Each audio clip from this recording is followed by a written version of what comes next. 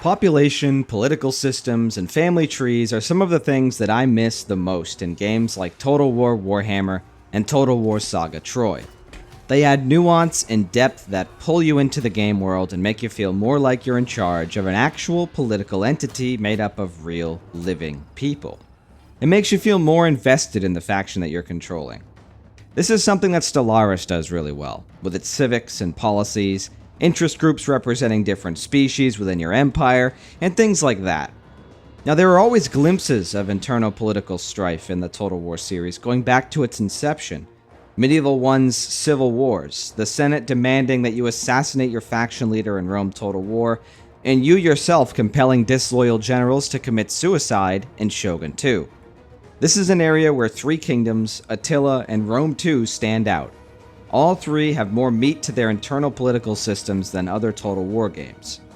In this video, I'm going to focus on Rome 2's political system specifically, why I believe it's the best implementation of one that we've had in the series so far, and what it could mean for the series going forward. So if that sounds good to you, then a like on the video would really help the channel out. And keep in mind, by entire series, I mean every game except for Thrones of Britannia and Shogun 1, because I refunded Thrones of Britannia after playing it for an hour, and I've never played Shogun 1.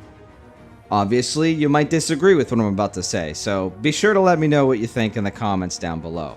Do you tend to enjoy political systems in Total War games? Do you hate them? Let me know. On release, Rome 2's political system was atrocious, to put it mildly. At best, it was inconsequential, and at worst, it was an exercise in frustration. It's obvious from the pre-release trailers that CA had always intended for politics to play an integral part in the game, which was a wise decision given how central political maneuvering was to Roman history. But they completely missed the mark on its execution. Fast forward to 2017 and 18 when the power in politics and ancestral updates changed everything. We finally got a functional internal political system and a true family tree. The characters were still bland and forgettable, but the system surrounding them became much more interesting. Political systems in Total War games can feel like tedious, inconsequential minigames that feel disjointed from the rest of the gameplay, and while Rome 2's doesn't completely eliminate those problems, it has two main advantages over other systems in the series. For one, it makes politics actually threatening, and for another, it more clearly ties the system into the campaign gameplay. Rather than only having to worry about individual character loyalty, like in most other titles in the series, you instead have to worry about political party loyalty. These parties are omnipresent and can only be temporarily eliminated during secessions and civil wars. Influential members of your own party can even break away to start new parties when your empire grows large enough. This is where it gets spicy. These parties have influence meters which compete with your own, and their influence levels in that politics screen directly correlates with their influence over your actual territory on the campaign map. Now, in normal times, this influence is harmless. It's transparent, you don't even notice it. However, if that party decides to secede and start a civil war, then all of that territory will break away from your faction and join the secessionists, alongside all of the characters in the seceding party, of course. Now, there are several ways to manipulate these influence levels and party loyalties. You can continuously pay lump sums of cash to secure their loyalty, which is a crude but effective approach when all else fails to stave off secession. You can intermarry members of opposing parties with your own, assuming they don't hate your guts.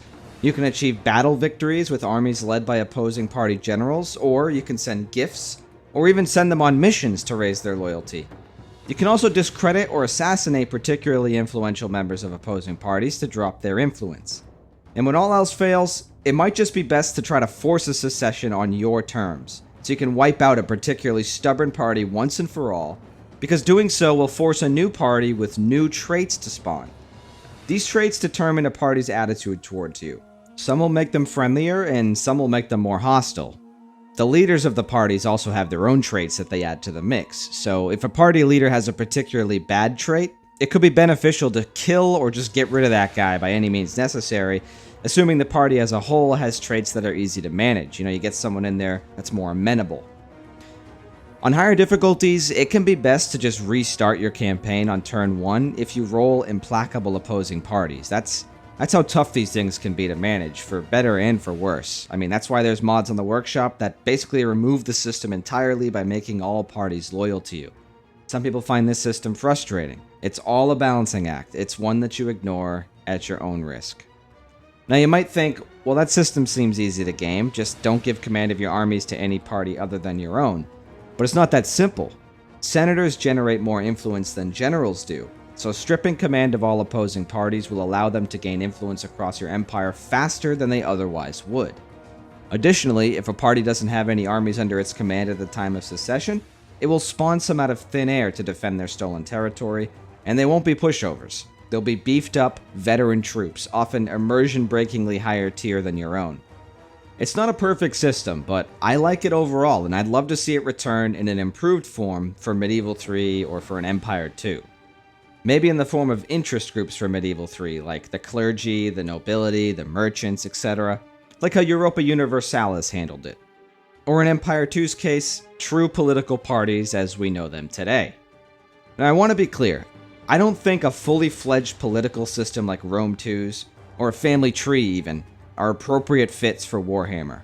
The setting is clearly focused on battles, and it does those very well. But population absolutely fits the setting, and it should have been in the game. Lord Cole over there on the Steam Workshop made a mod that implements a population system, and it looks awesome. Link is in the description down below. For Troy though, these systems absolutely made sense to have, and their absence hurts the game.